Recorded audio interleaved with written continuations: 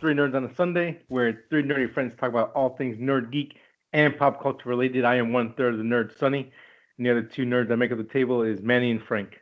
What's going on, guys? Sonny. Hi, Manny. Well, how they are? How's it going, dudes? What up, dudes? A Dudette. lot of nerd stuff happened this week. Just a small little thing. It's probably not newsworthy, Something people have been asking for many years.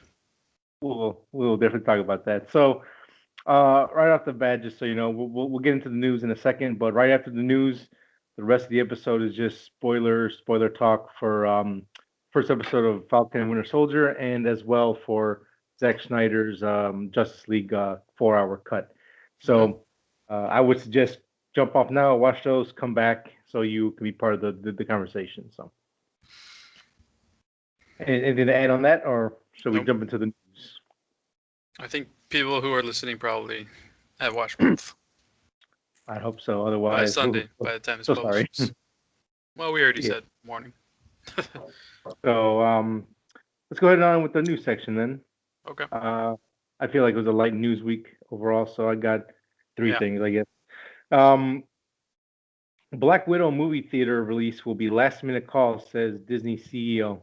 So they still don't know what they're gonna do yet. They're on the fence. They don't want to let this go to Disney Plus, but at the same time they're like, well, can't keep pushing it back. At least it's not like flat out no anymore. Yeah. So it's gonna be interesting to see what happens. I think it'll go to theaters and then like maybe a short turnaround be available on Disney Plus, but who knows? They might go the premium route, pay $30 for it, watch it, and then if you can wait, it'll be on there later. So I hope that if they do, they are pleasantly surprised. With theater? With how much? With how much money they make on the premium access thing. Yeah, I think that'll probably make the most money, especially if Winter Soldier lives up to Falcon and Winter Soldier live up to what I think it's going to be, and then of course with WandaVision success. And then I was telling you guys that there's going to be a dead zone of no Marvel stuff for I think 2 months before Loki comes out. So I think they're really trying to just drum up excitement, and I think this might force Disney's hand to go on Disney Plus, but we shall see. And I think they're gonna finish with Falcon in 1, 2, 3, 4, 5. Yeah. May 6, 1st? right? Yeah. That sounds about right. Yeah. No. I mean April 24. 1, 2, 3, 4, 5, 6. The 23rd. And then there's normally a week off. And then the 7th. Yeah, then we're not getting anything until when did I say Loki? June? I thought you said May, but I don't know really what they're saying. I'll double check. Actually, June 11th. June 11th. So they would have. It wouldn't be 2 months, just a month off. Month off. So I guess they're probably going to be like, we could wait, and then I don't know, but it depends what happens in Widow, I guess. I don't know. I think the same article I read is the same article Sunny read, where the reason why they're doing that is because they want to give each story its own shine, its own spotlight. So that's why that dead zone is there for Black Widow. Okay. We'll see, man. If it's there, it will suck having like this nice run of things, and then we get a dead zone for a month, and then we start again with Loki. And other big movies coming up, like Internals, that's already got pushed back. Yeah. And then all that does, any other phases or whatever keep getting pushed more and more. So. I don't know, man. I think this is what Disney Plus was made for, as like a backdoor to these movies. Granted, they weren't counting on COVID, but I mean, they have something set up and the resources set up, and yeah. Yeah. I just want them to do it on a selfish level. We all do, I think, as fans. Yeah. All right, man. We'll see. We will see. Frank, what's your news? You got two, right? Yeah, I got two. They're both PlayStation related. I gave you guys the links in the Skype chat, and we could put them in the notes too.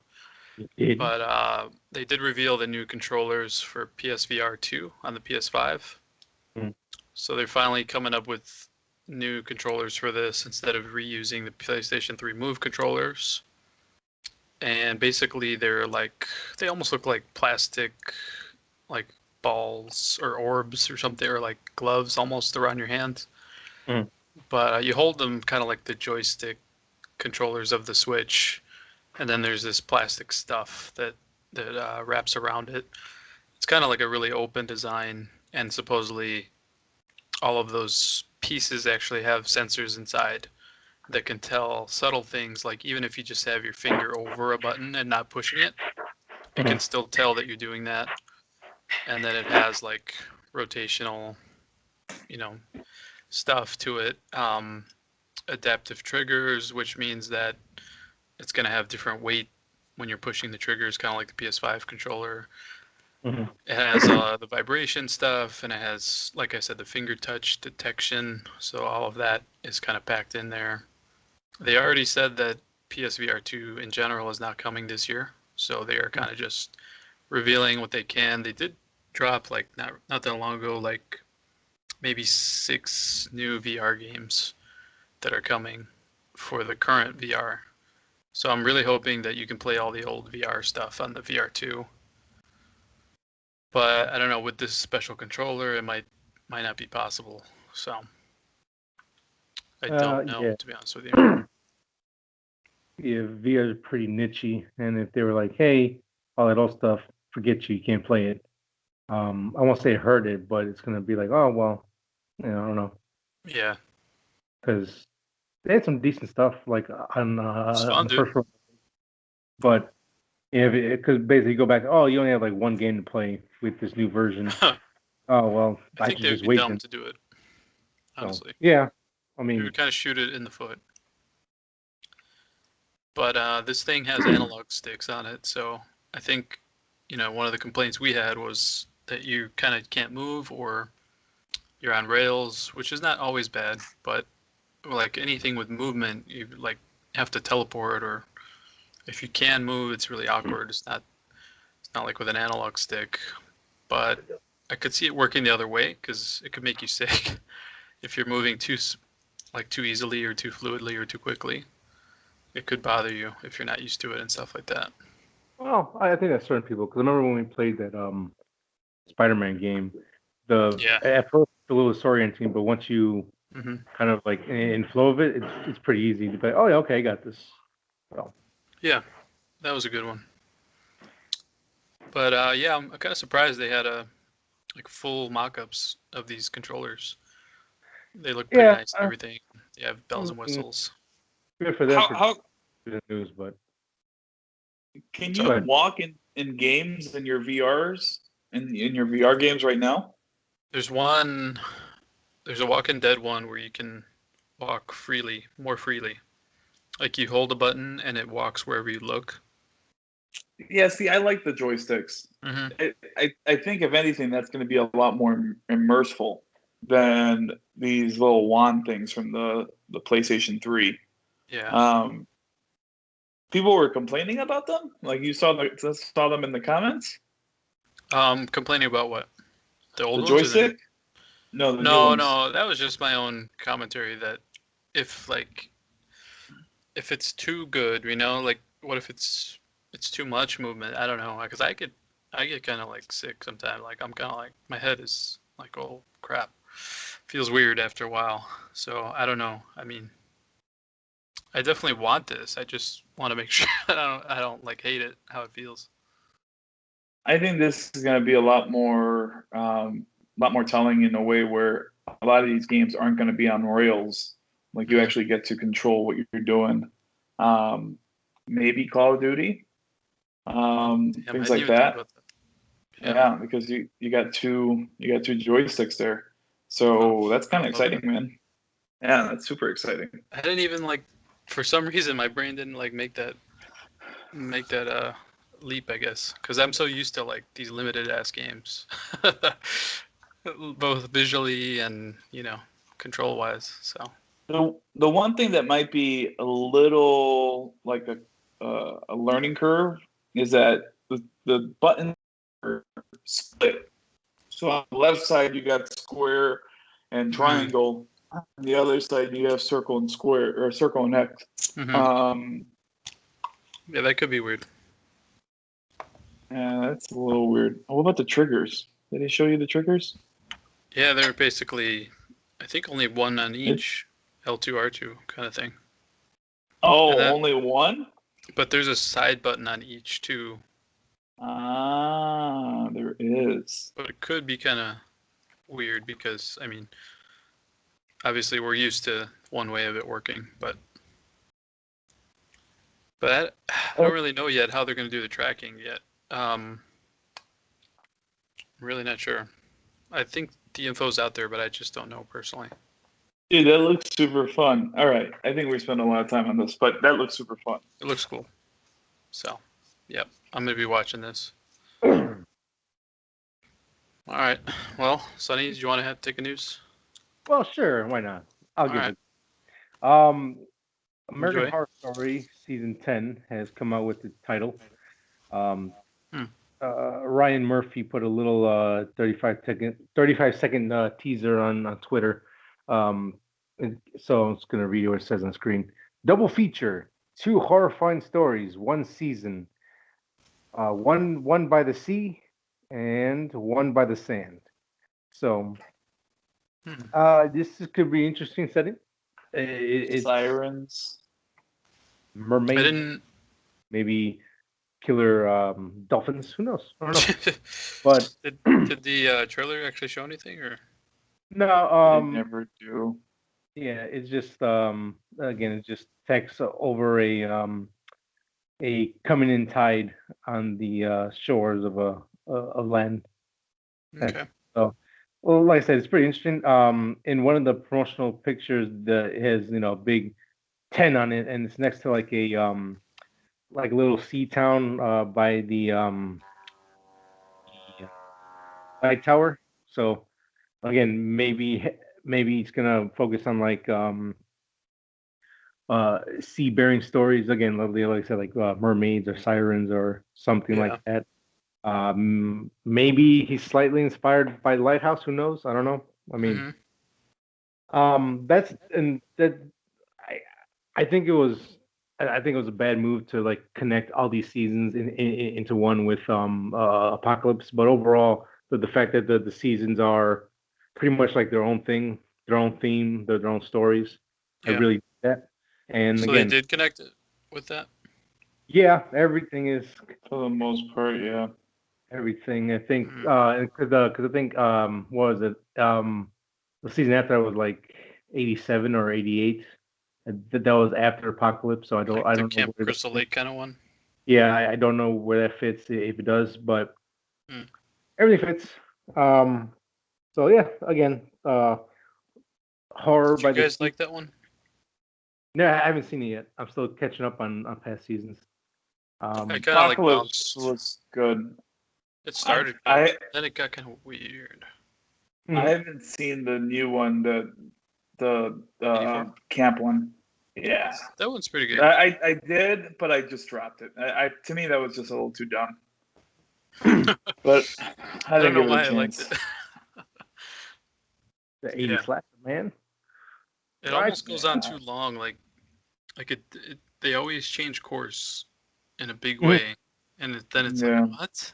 And you almost don't want to stick with it, but if you do, I think it does redeem towards the end. From the couple seasons, I've only seen like 4 complete seasons, and then maybe like half of another 2 or 3. Well, and the rest I have not seen.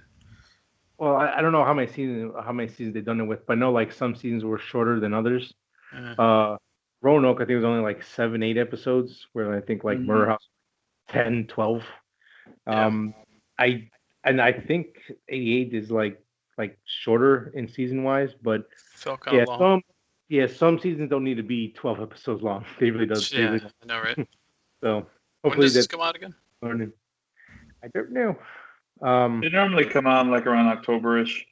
Okay. Yeah, they usually come in for the Halloween, the other like Halloween theme one, like in the first 3 episodes. Mm-hmm. Yeah. When I saw the first season, I never thought it was going to be this. Like, take this, No. this many seasons and stuff. Right. Yeah. Still going, man. They're pretty strong still too.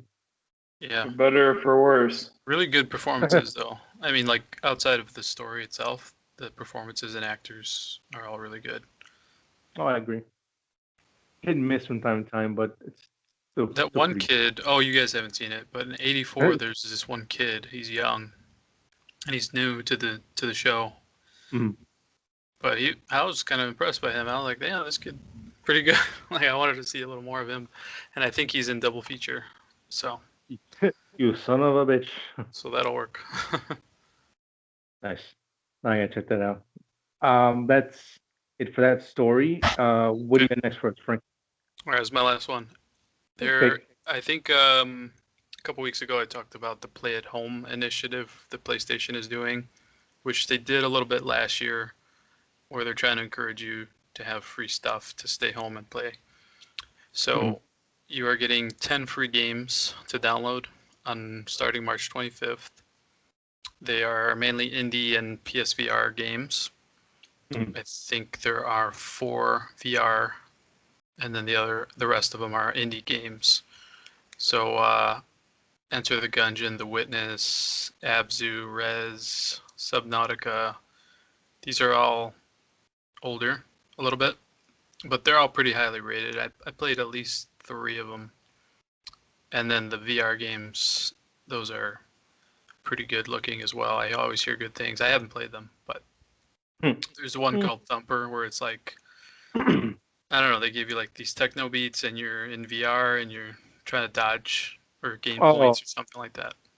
Is that thing like with the blocks and you go left and right? I think, Is yeah. it? Yeah, exactly. Yep. Oh, okay, that's cool. Nice. And then the other thing is on April 19th, you get Horizon Zero Dawn for free.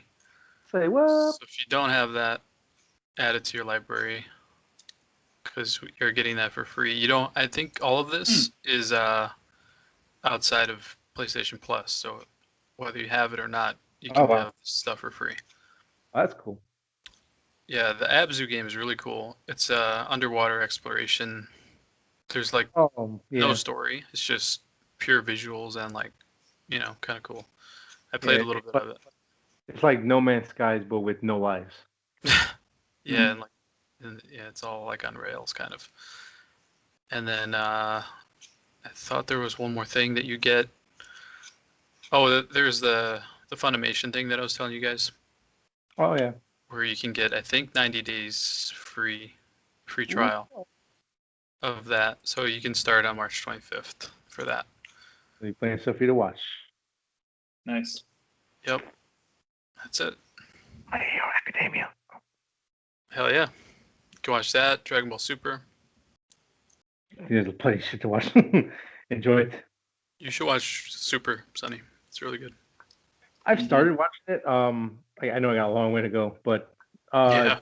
The graphics are definitely improved and looks really good. Yeah. And it's funny. It's entertaining. What was it? Like the first episode, second episode with the 2 little children. They were funny. Yeah. Oh, they were cracking me up, dude. I'm like, damn. When they're trying to get the gift, and they're like, it's just too funny in the music and stuff. Yeah, it's good. So a lot of free stuff from Sony there. Nice. That's it for me. A lot of news. Nice. So I got one more. Okay. Blumhouse and Epix or Epix. That's the words. Spelled EPIX. Partner for 8 horror movies, beginning with House on the Bayou in December. That's for you. It sounds like an interesting title. I'd be interested in. So Blumhouse had a deal with Hulu. I don't know if that's still in effect or if they ran out the contract and they're moving on, or if they're trying to expand outside of just that as well. Because Blumhouse produces a lot of stuff. Yeah, man. And I mean, good for them. Because I mean, like they kind of go about the same way as like I think it's like Ghost House Pictures. Like they try to keep their budgets low, make as much as they can on like a low budget film, and kind of just grow from there. Like wait until they get a big hit, which is a smart play. It's also so, like throwing shit at the wall and see what sticks. Yeah, that's also the problem too. You're gonna have to deal with some bad stuff every now and then. But when it's good, it hits really well. So I thought it's pretty interesting. I don't use Epix. I don't know what it is. I've heard of it. I don't think I've ever subscribed to it or checked it out. But it might be interesting. If this one is pretty good, they might have some good ideas down the line. Or maybe avoid like what they did with Hulu and the Puka stuff. I'm good with that. No, thank you. I know. Puka. Punchable face, I swear. But that's about it. Like I said, for me, it was a pretty light news week, and nothing really caught my eye. It was a lot of talk of Justice League stuff and Marvel, so there wasn't too much else to talk about. So you can only watch these on Epix, obviously. Yeah, Epix. I thought that was like one of those free platforms. I might be wrong. I don't know. Maybe it was. I don't know anymore. Yeah, there's so many now. We will research for you guys next week, maybe. Yeah, I could always do try out the first movie. Try it out in December. So don't pull the trigger too early. Yeah. So that's it. Yeah, we got time for that. Yeah. So let's go ahead and move on to our main topics because we got two major things to talk about again, like I said on top of the show. Falcon and Winter Soldier and Zack Snyder's 4-hour magnum opus of Justice League. Yeah. I mean, what do you guys want to start with first? Could do Snyder. What do you guys Snyder? It's up to you guys. You want to do Snyder or you want to do Snyder? I think we could do Winter Soldier first. That might be a little bit shorter. Yeah, we could do that. I don't mind. Sonny, you be the tiebreaker. What do you want to do? We'll do Winter Soldier because we all seem to. I think we all agree that we really like this first episode. So we'll hit the beats for beats and go from there. Okay. Yeah, especially it seemed like this episode was just like a setup. See where everyone was, kind of give you a feel on the timeline of the series. Right. And yeah. Yeah, so right away we open up to a really good action scene. Man, it was good. Super good. Really good. And also, he killed a lot of people. He killed a lot of people. Yeah, sure right? did. I noticed that too. It's the army, so it's okay. Putting bombs on stuff. The Redbird throwing machine guns. So. Is it Red Wing? His name's Red Wing, right? Is it? I'm sorry. I said Redbird. I think it's Red Wing. You're right. I believe you're right. Go, Redbird. Yeah, no, I mean, it was a really, I mean, I don't know how big the budget is, but hot damn, that's really nice. That's a lot of money for first episode. It was a lot of action, dude. It was like 10 minutes nonstop. And then what's his name? George St. Pierre came back as his Winter Soldier character, Bartok the Leaper, which they never, I don't think, named him in the show, and he barely talks. He just kicks ass. Oh, I mean, it's St. Pierre. He shouldn't talk. He's terrible. Dude, he went toe to toe with Cap. I mean, he wasn't afraid to, at least, and he kind of. Oh yeah, no. I mean, he didn't really go toe to toe, but I mean. I like not let him talk. But with Sam though, he would definitely give him a run for his money. Yeah. I will say right off the bat, they really show why Falcon should and is the Avenger. He really mastered his wings. He knows how to use them more than just flying straight. He is great with those things. Yeah, I like the escalation throughout. Like it's like first he's just dealing with the guys, then it's like, oh shit, there's one helicopter. Oh, it took that down. Oh wait, there's 3 more helicopters, and all that stuff. So it was really cool. Yeah. And And then I actually reacted. I actually reacted when he almost went into like the blades of the helicopter too. Oh yeah. Like I was actually all bought in, so it was awesome. Was that the part where like Red Wing like cut off the wings and he flew above it or something? Yeah, I think it was right before. I think. He almost died like 6 times. I mean, he was like, yeah, it was close, man. But that scene, it was exactly like the comic from 10 years ago. Like, it was right after Cap died in the comics, and Falcon took over, and he did pretty much the same thing, like going through a valley, dealing with Hydra. At this point, I mean, it's not the same because in the MCU, Hydra's kind of disbanded right now. But man, that scene lived up. It was so good. Very good. Freaking loved it. It was right away, right? I mean, nothing really happened before that. And man was like, "Hey, we're the army guy, Falcon. You got some business to do. Don't get caught. All right, go. Pew." Basically. The Torres guy, his contact in the military.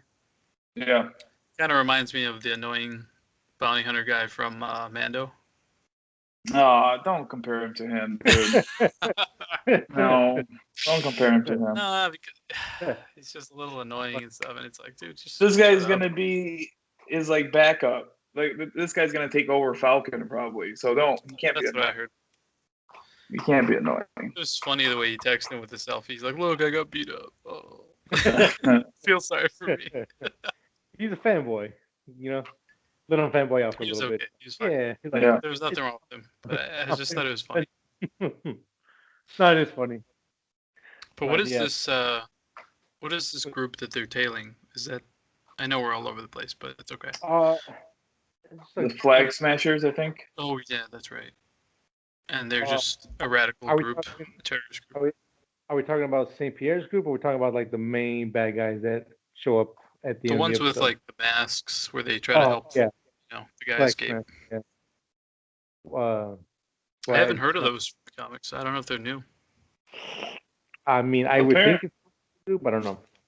Apparently, they do show up. I don't know how new they are, but it's in the comics. It's one person, and his main goal is to take everything away of symbols. So that's why he fights with Captain America and all that. But other than that, I didn't know too much about it. It was just one quick video that I saw, and that's how I found out the kid that's with Sam. He ends up taking over as Falcon in the comics. But other than that, I don't know much, and I don't think it's really going to follow the comics because this is a group of people, and Zemo is going to fit somewhere, and we didn't see Zemo. Yeah. In this episode. Not yet. No. I really love both of their stories, man. Like their personal lives. I'm really enjoying that, man. Ooh, a whole lot. I like that they're separate at first. They're not right away together, right away fighting together. Oh yeah, no. Dealing with stuff, and they're broke. They're in therapy. Yeah, Bucky's really messed up. I like it. It makes so much sense because I mean the guy has done nothing but battle, and it's like he's free now. It's like, well, what am I supposed to do with myself? Like he has no idea. Yeah. I don't think he's probably ever had a normal life. Maybe from a kid through 18 when he joined up in the military, but it's probably 100, like 98 years ago. He was normal for a little bit. But was he on ice for a while or no? I'm trying to remember. I mean, he wasn't conscious for all those 100 years, right? No, they would bring him out when they needed him. So he was in stasis until they needed him to kill someone or to pull out a mission. I mean, we're like I said, we're all over the place, but right at the action scene, we kind of see what Bucky's up to, and Bucky's going to therapy. He's making friends with one of his neighbors that lives in the building. They go out for lunch, whatever. And before that, you see like a flashback of him as the Winter Soldier killing someone that was cool. on his mission, and then killing a civilian, and then he wakes up and he does I that. guess he killed him for no witnesses, I'm guessing, while he was brainwashed. Correct. Oh, yeah, and that's a funny thing too, because we've seen him in these movies, and like the only time that people ever really heard about him is when he was in Civil War, when he blew up, or when he attacked people. It's like, oh, that's that guy with the metal arm, but he's not a hero to most other people because no one knows that what he did, and Yeah. he's trying to change. So like when they're like, you look familiar, or who are you? Like that makes sense. No one would know who Bucky is in general, especially No. as hair. And he and I guess he has one small he was image in the club. corner of the museum, but that's about it. Yeah. And it don't even really look like him anymore. It's like that's like 100 years ago. That ain't you. Stop it. Yeah, right.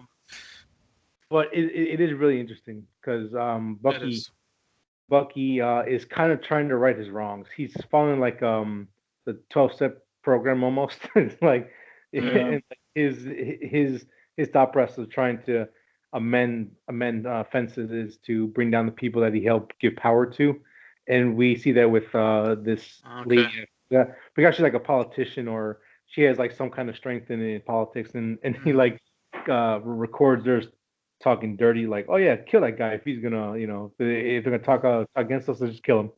See, I didn't pick up on like the list as much. Like, I didn't fully understand. So I'm glad you talked about that because I wasn't sure what the list really was. But he's just trying to help whoever he can, or not help, but yeah, just right the wrongs or anything he did. And that's what plays into it later that I think really gives it a lot more weight. I guess just jump forward with Bucky.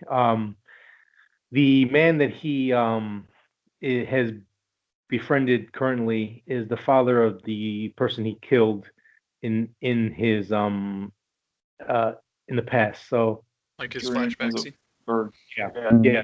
In the flashback scene, he Bucky's the one. Bucky killed his neighbor's son, and it's like he obviously he doesn't know it was him, and he's like, and he's trying to muster up the courage to tell him. Oh like, God, he's never gonna tell him.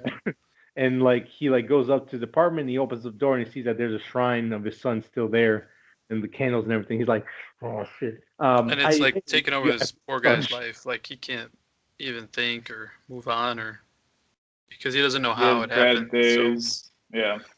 But I think he moved in there specifically because of his list, right? I think so. Okay. Because that one, because I don't know anything about his past yet, but I feel like that's one of the few times he killed someone that wasn't a soldier or a bodyguard or a politician. It was just some guy who saw everything and he just shot him. Yeah. Like, hey, you can't live. Sorry, buddy. You did. What do you call it? Well, I like when he talks about Wakanda, where he actually found it kind of nice to be there. Yeah. He didn't have an arm. He didn't have any guns. He just hanging out in the jungle, man. He gave that speech where like I joined the army and I was fighting. I woke up constantly fighting, and when I finally broke out, I woke up to go straight into a fight again. Yeah. Wakanda's the one place where I felt like at peace for a second, and then had to go back to another fight again. It's like his whole life is just constant fighting and. There was so much character development, man. It was like, man, they're really digging in on these guys. Oh yeah, and we haven't even touched Falcon. Yet. Still more Bucky stuff. It's like pretty crazy how much stuff they put in here. I really do like that they're expanding more on the blip stuff. Sam meets up with his sister. He's like, "Hey, what's going on, sis? I'm back from my contracts," and they're talking. She wants to sell the family boat because they are fishermen. I think the parents were Louisiana or something, right? Like shrimp or crawdads or some kind of stuff. That food looked good, dude. I was like, let me get some of that rice and shrimp. I believe she disappeared too, if I'm not mistaken. Oh, did she? Yeah. But she said she was there all that time when he was gone or something. Well, gone like fighting the monsters and all that, and Air Force. Yeah, but the reason why I say that, What were you saying, Sonny? No, I was saying like like she was there when he left, like I guess a teenager to join the Air Force. So like she was there still, and he went from the army to fighting with Cap. So Okay. Yeah, and then they're at the bank asking for that loan, and the person was like, "Well, you don't have any income for the last 5 years." And she mentioned something. How can you have income if you disappeared? Or she could be talking about Sam. sure, I don't yeah. know. I gotta rewatch it again. I think she means for sure Sam. disappeared. Yeah. Maybe. But it's kind of messed up. I mean, Well, no, he said your finances are all over the place, and I'm sure they're putting the finances of the boat on there, if I'm not mistaken. I don't know. I think because she was saying that she's barely scraping by, like she makes $5 and spends 10, so she really is not profiting, and he's not seeing any value, any way that they're going to be able to pay back a loan. And it's kind of interesting that he talks like, "Oh, I didn't even get paid by." He's like, "Didn't you get paid by like Stark or something?" He's like, "No, dude." How would you get paid? Yeah. Yeah. And, Which I find kind of screwed up. Like he never gave them money, like if they're struggling or something. Well, they paid. Yeah, I'm sure he did, but no one was struggling, and then plus he paid for their room. And then they were they all could like, stay at the Venture. "Oh, Yeah. And then they disbanded, and they were like in hiding and all that, and yeah, and then they said that they normally get paid by goodwill from people. I was like, that was super interesting. It was walking to kind of Starbucks, and they're like, "Dude, buy a freaking Falcon a latte, man. Come on." That's kind of funny. But that guy was such a douche. He's like, "Can you take a picture with you flapping your arms and stuff?" Come on, dude. You stupid. He was a dick. That was fucked up. U.S. Agent was funny, man. Not to skip to the end, but his face was so funny, and like that whole plot line is gonna be interesting, man. Like the way they made him give up. We didn't even talk about that. Where he, the initial scene is really him with the shield, and he's getting dressed up in a suit because he's gonna go give it to the museum, to Cap's part of the museum. Yep. And I already smelled the rat on that guy, who was like, "You're doing the right thing, Sam." I was like, "You son of a bitch! Somebody's gonna steal this damn shield or something." Yeah. I already smelled that a mile away. So I don't know.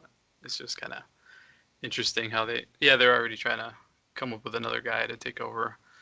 I never knew much about U.S. Agent, but it makes sense in the MCU kind of thing. Does he have powers? I don't think so.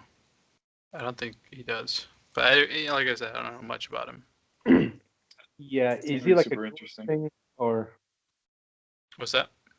Is he a newer character-ish? No, he's back from like the 80s, I believe. Yeah, he's an older actor. I have no idea who that is. I used to have like, yeah. Yeah. Actually, it's 86 he came out. Jesus. Yeah. I think. Well, yeah. So we there's some more things to go over in the episode. We're introduced to the actual villains themselves. They do like a flash mob thing where they're like, "Hey, everyone, come this time with the mask in your hand." They're like, "Why? What's going on?" And then an explosion. Someone jumps out of a window with 2 bags, and like they pull like a. Now you see me, like, oh, here's a bag. So now it's gone. Ha ha ha. He like take off. He's super powered too, because he's kicking people through like the air and stuff. Yeah. He like curse stops the guy, like he passes out, like, oh shit. He's like he kicked my ass. I don't know what happened. That's gonna be interesting. And then he calls Sam. Hey Sam, we got these bad guys. They're pretty powerful. Want to help me out? Yeah. And then the ending is pretty slap in the face to Falcon, because as we just mentioned, there's a big press conference. The symbol of America is gone, and we need a new symbol. And here he is, the new Captain America. Yay! You guys know who that is, right?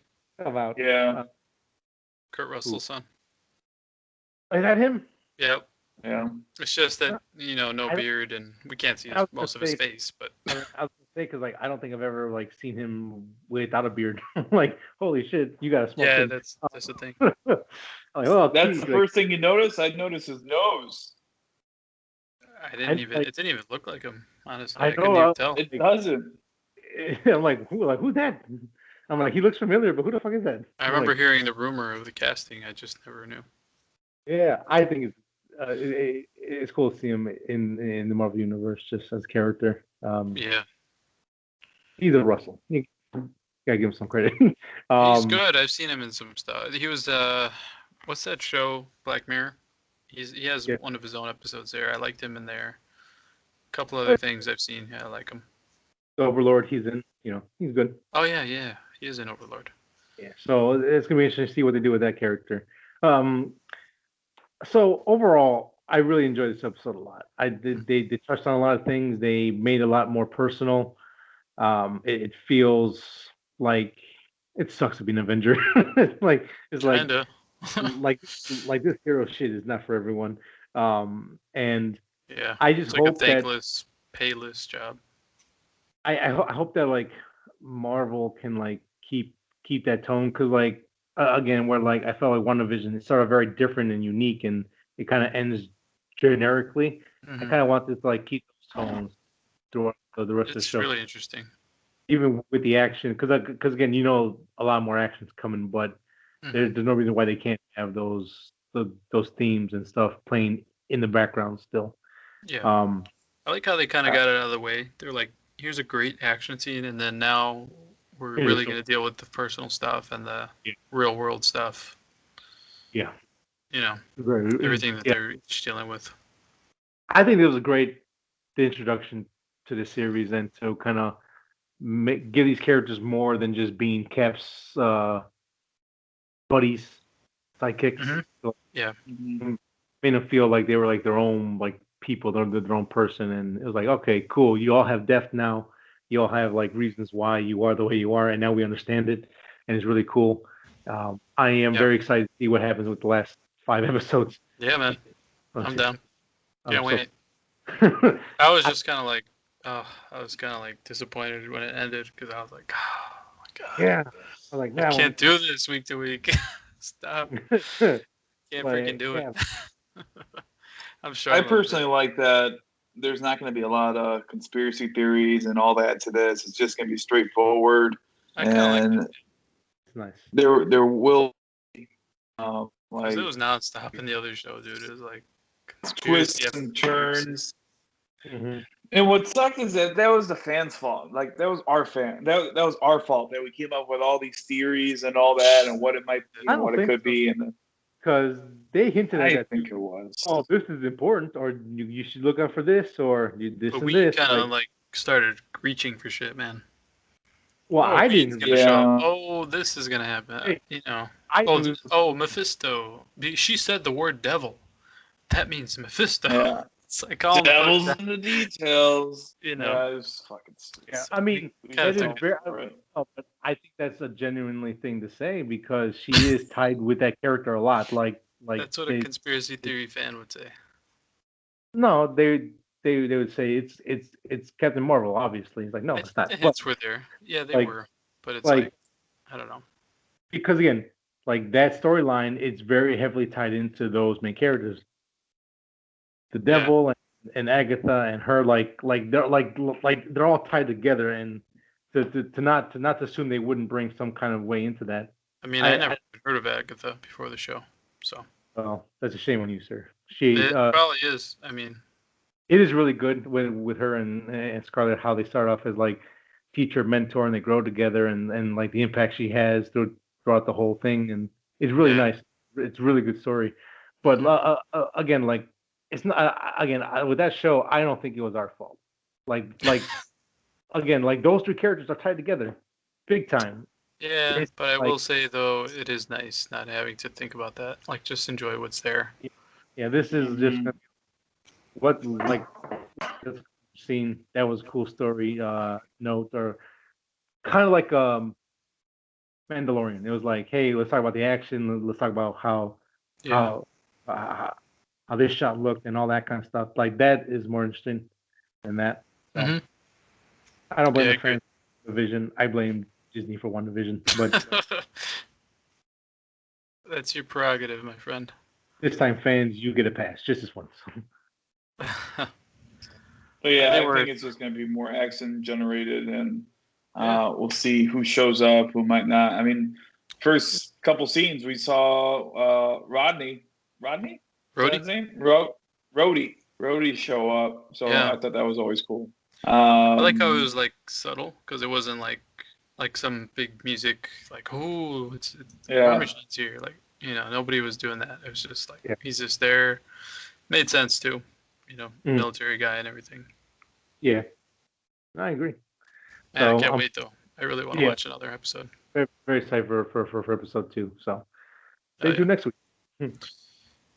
Same bird time. Just 1 second. I'll be right back. Oh my gosh. Oh. Mess up my flow. So. Well, Sonny, do you want anything to come out from Falcon and Winter Soldier?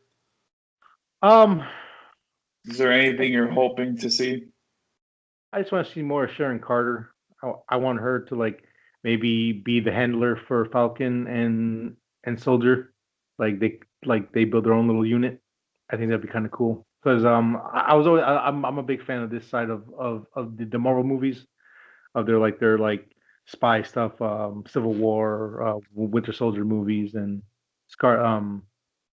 Black Widow. I mean, and all that stuff. So this is like stuff that's like more up my alley. I think it'd be cool. Them become like from like a small little team in on themselves. I think that'd be cool to see. Is there anything you're looking forward to or want to see in Falcon and Winter Soldier, Frank? No, I don't even want to speculate. I just want to watch it as it comes. Whatever they give me, that's all. Yeah. I mean, I already kind of got what I wanted because, like I said, I read the comic and it was like that really awesome action scene in the beginning. So I'm like, anything else is just cool, character development and all that. So carry on. Yep. Yeah, so we're all in agreement. That was a very good episode. I personally wanted to really drive into this phase and maybe introduce more characters, hint at more characters. Mm-hmm. I'm hoping for X-Men connection because this is kind of turning into a government thing. They're super people. I'm hoping that maybe they're trying to work on Weapon X and we see Weapon X come up. I didn't even think about that kind of stuff. So that's what I'm kind of hoping for, and we'll see if we get it. Cool. That is interesting. I don't know when and how they're gonna try to tease the X-Men. It could be somewhere where just a random offshoot on a movie that doesn't have nothing to do with them. But, oh yeah, there's this guy with claws over there. Better run. I'm surprised they haven't already. I don't know. Well, it seems like WandaVision would have been the spot to even just hint. And they messed it up. But honestly, I think this will be the spot. Yeah. Just because of the government, it was supposed to be behind closed doors, hush hush kind of stuff. But we'll see. And I mean, Fantastic Four should be around the corner, man, because I mean, Watt is doing it. Like, he's already announced for it. They're probably already writing it. It's probably already done. Yeah. They just got to get some casting done. And that might already be done as well. But I don't know. I just hope it kind of drives it forward when we start seeing new characters come out. Yeah, I'm ready for all that. Mm-hmm. So I think we might be done with Winter Soldier, Falcon and Winter Soldier. You guys want to add anything else to it? No, I think I'm good. No, it was solid. All right. I guess we could go into what, I don't know if we've all been waiting for this, but I know when I first caught wind that there might be a Snyder cut or a different kind of version of the film that we got for Justice League, I knew I was hoping that was true. At some point, I know personally I lost hope on it, but then like Jason Momoa kept bringing it up, there is something. And then Danny Elfman said, no, there's no Zack Snyder. I don't know where you guys are getting that. And then it just right, and then it just kept drumming up. And then lo and behold, not in the middle, but in the beginning of COVID, or maybe like in the middle-ish of COVID, we get news that with the launch of HBO Max, we will be getting the Zack Snyder cut officially. And I remember that was a special day. Yeah, man. My car actually got broken into.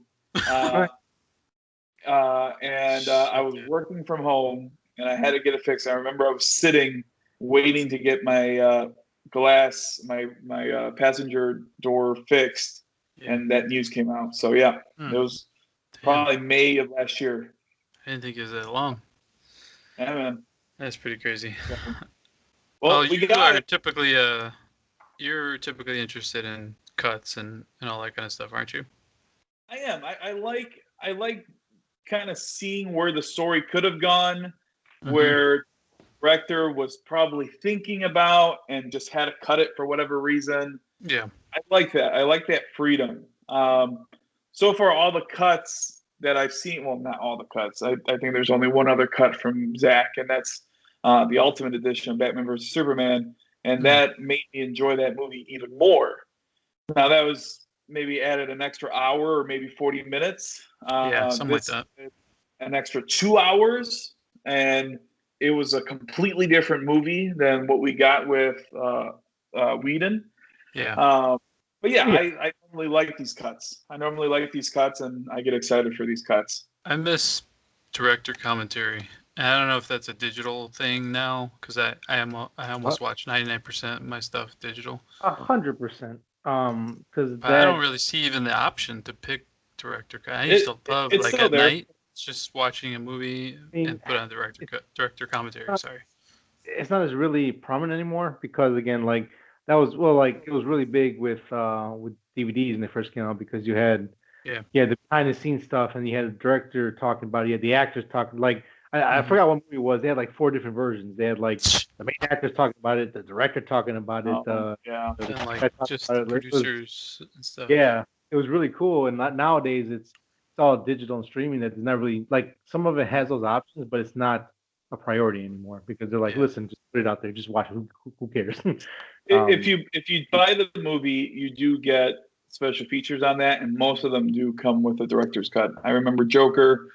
That movie I saw like 3 times, and I saw it once with the director's cut. Taxi Driver, I think I just bought that, and I think that came with the director's cut. Now, I don't look for them. It depends on the movie, especially something so deep. That's when I look for it because I want the answers, and that's what I did with Joker. But I think if you buy the movie, yes. If you just stream it off of Netflix or wherever, no, those you won't get. Yeah, it's gone. Yeah. Okay. I mean, just going off of that, I tend not to like these director's cuts. I have to say, like, I want to like them, but I usually don't. It's because, like, I guess to use like comic book terms, it's not canon. It's what if. It's like, oh well, this is what it could have been, but it's not, and that's not gonna affect whatever happens moving forward. Unfortunately, like this one. Like right at the back, it is a lot better than the Justice League from 2017. But all the problems still there from the original. Yes, it's just they take more time to explain it. Yeah, and that does help. And we'll get into our ratings in a minute and everything, and go from there. But yeah, like these tend to like either make me angry. I'm like, oh, look at you had a perfectly good thing, and you fucked it up. Like the Daredevil movie with Ben Affleck, like the theatrical cut is meh in a lot of people's eyes, but people praise the director's cut. But at the same time, it's like, yeah, but no one has like 4 hours to sit in a movie theater to watch this movie to like it to be good. It's like you have to be able to chop that down to 2 hours, 2.5 hours at best. Yeah, I mean, I could see why he made it this long, and the ability to chop it up because you're at home streaming. That I mean, that helped me. I mean, man, you watched it straight through though, right? I waited until 2 a.m. to stream it. I looked at your timestamp, dude, when you were like, I'm done. And it's like 6 a.m. I was like, holy shit, this dude just stayed up all damn night and watched the whole thing. And the best part about it, dude, I don't know if I'm getting on Violet's good side finally or something, but she was like encouraging me. Like, she was giving me a game plan. So I was off because I missed last week's episode because my daughter had a surgery that was planned. And so I was off for a week from work.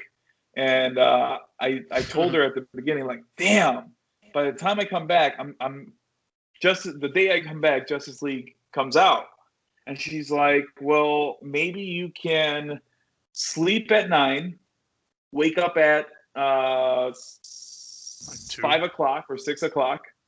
No, 5 o'clock or Oh, 6 o'clock, and then that way you got your 9 hours of sleep. You could watch it and then get ready for work. Because the good news is that I started work at 11:30, and we kind of the day before we kind of napped, and then we woke up maybe around 12ish, 11, and I was about to go back to sleep, and then I just kind of stood up and I started watching at 2 a.m. and then we just kind of killed it all the way through. And I was awake. I drank coffee, and did you go back to bed after, or you couldn't sleep? I went back to bed. Like, it was enough where I could sleep heavily. And the good part is that I actually slept pretty well. I didn't feel tired the next day or anything like that, so it was good. But did you dream and about the best part, I didn't, because everything's kind of just left out there. I'm like you guys. Like, I don't want to look too much into it. I just kind of want to enjoy it at face value and see the what ifs. I'm glad they kind of did Batman justice and all that. I stayed up and I enjoyed it. And Sonny, how did you watch it? Did you watch all 4 hours? Did you split it up? Yep, I watched all 4 hours with like a couple breaks here and there to use the bathroom and be like, this is too fucking long. 10 minutes or something. Yeah, like 10 minutes. I get something to drink. But like, I watched it all. I only took one break, and it was towards the end, and I paused it. I forgot what scene it was, but I had to go pee, and I didn't want to miss anything because it was getting good. And so I only one time I had to use it. I watched the first hour and a half one night, and then the next night I watched the rest. So I did take a night off. Like, oh boy, that's it for me. It wasn't like on purpose. It wasn't because like, oh, I don't want to watch this. It was just kind of like I'm trying to watch it with Nicole, and we're like, okay, she was falling asleep. So I was like, all right, then we'll just finish tomorrow, and then we did, and then I did take like a 20-minute for before the final hour, like right when they get the ship running. Mm-hmm. I was like, let me go bathroom, let me get like some popcorn or something. So I did that, and then, but it was, I cut it up a little bit, but good. It wasn't too much. Yeah. So we want to give overall score now or later? I say we go into our scores now and we talk about the movie. Stuff we liked and we didn't like. So before we do that, what did you give the Whedon version? Like when you walked out, like we all kind of like were disappointed as hell, right? I mean, if I remember correctly, I gave it like an enthusiastic 4 because my my expectations were like non-existent. I'm like, well, my eyes didn't bleed and I can still hear, so 4. I'll give it a 4. I give it a 4 too. I want to say I gave it a 4 too. I can't remember it. You probably did. Yeah, I think I wanted to trick myself into liking it. Mm-hmm. But the scenes where you saw Superman's horrible editing, and then the jokes that Batman did, that threw me off. When you hurt my character and you make him not sound like and how he shouldn't sound in my head, or how I feel like he shouldn't sound in my head, I don't like it. So I think I gave it a 4. Yeah. Yeah. All right then. How about Snyder's version? What did you guys think? I gave it a 5.9. 5.9? I thought you said 7.5. No, you said 5.9. That was you. I thought you said that. 7.5. I did say that, and I'm like, oh, Sonny and I agree. I gave it a 6. I gave it, like everyone said, 7.5. I thought you were going to go higher, to be honest with you. Oh, yeah, you did say 5.9. Huh. All right. Vindication. Yeah, I mean, I say 6. I did like it. I mean, I really wish we could have got everything he wanted to show us without having to rewatch some of the ideas and stuff. Like, I was really expecting this to be more Darkseid centric. I don't know why. but I was. And when I didn't get that, it kind of like brought the score down a little bit. But in a way, I know it's not exactly fair. It's hard to say what's fair or not because this is a really unusual situation, man. Like just the way we're getting this. How many years? Like 3 years later from the Whedon theatrical cut? I think this one came out 17, 18, 19, 20, 21, 4 years. Well, Yeah. So, a lot of it felt like, yeah, I know we're getting the team. I know we're doing this. Like, I already kind of knew the beats. So it was frustrating from that perspective. It was funny because, like, watching them, like, I was watching, like, I remember all of this 4 years later. And I'm like, shit, I kind of want to fast forward because, like, I know all this already. Yeah, because it's like I know this kind of thing. It was shockingly scary in how I remember a lot from the Justice League because I only watched it once in 2017. Yeah, I only watched it once. I only watched it once, and I scarily remember a lot of it. I think for the way he had to cobble it, though, I mean, it's pretty Herculean effort what he did. Like, I mean, it must have been almost impossible to make this work. And I don't know. I don't want to say blame, but I feel like this might have been more of a studio thing, but it could have been Zack Snyder's idea because I think he wanted to make Justice League like a 3-story arc, like it's like its own little thing, and then the side stories was just there. But they had to cram a lot in this movie, and I think that to me that's the biggest fault of it, even from 2017 and now. Like I think he sees BVS as part 1 of this trilogy, right? Yeah, 100%. Yeah, which is like a little annoying because what's annoying about that is like you're taking away from a Batman Superman movie and giving the subtitle Dawn of Justice. I know that that's probably studio crap, but it's like at the same time it's like, dude, just you can't. It gets annoying at that point because it's like I want Batman vs Superman movie. I don't want you to like downplay that or like, you know what I mean? Like I understand. This movie made it clear that was the first part. Yeah, and for the most part, we did get a Batman versus Superman movie. They sprinkled in the other guys like Flash and Aquaman, and then Wonder Woman. Wow, Wonder Woman was kind of in our face, and we got the Holy Trinity there. So that part, I would agree with you. That took away from Batman versus Superman. But it was kind of Batman versus Superman, especially if you saw the extended cut. You see more of Clark Kent kind of going into it. So it was more of a Superman movie at that point than a Batman movie. My biggest gripe with this Justice League, is that, I guess it was the retelling of the story that we already knew. And some scenes just were kind of dragged out that maybe didn't need to be dragged out. Like for instance, for me, when the Amazonians lit up that temple so they could warn Diana about the incoming threat, like I think how that was probably done in Whedon's was a little bit better because we didn't need to see them talk about it and hit the arrow and all that good stuff. So that kind of stuff could have been done with. But other than that, man, like I enjoyed the movie. I think it telling the story was good. Nothing really kicks out to me what needed to be cut out. I loved how they did Cyborg. Yeah, that was good, man. From the very beginning, Zack said Cyborg is like the heart of this movie, and how he was done in here compared to what he was done in Whedon. Holy crap, shit, man! It was basically a Cyborg movie, dude. So I love how Cyborg, you kind of go into his head, and he's his normal self, and then like he wants to give that lady money because he feels bad for her, but like it's immersive. Where in Whedon's, you just see him in his apartment, and all of a sudden like holograms pop up on his hands, and he's just ciphering through everything, and that's how he was reading about the world and all that. We get none of the father-son stuff. Quick moment. Nope. It's weird. Like they just completely crapped on him, like so bad. So I could see why he was mad. For sure, man. Yeah. He was probably almost my favorite, honestly. in this cut. And Flash improved for me. I hated 100% Flash improved, so dude. bad. I hated his guts.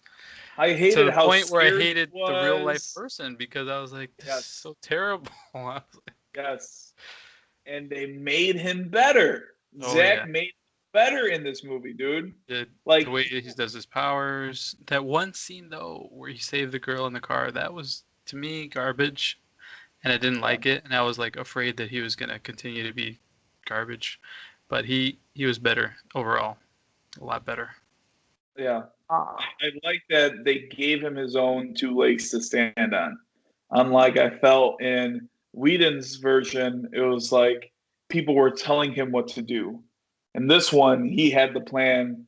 He participated with the group, and he had ideas that made everything a little run smoother and actually formatted a plan.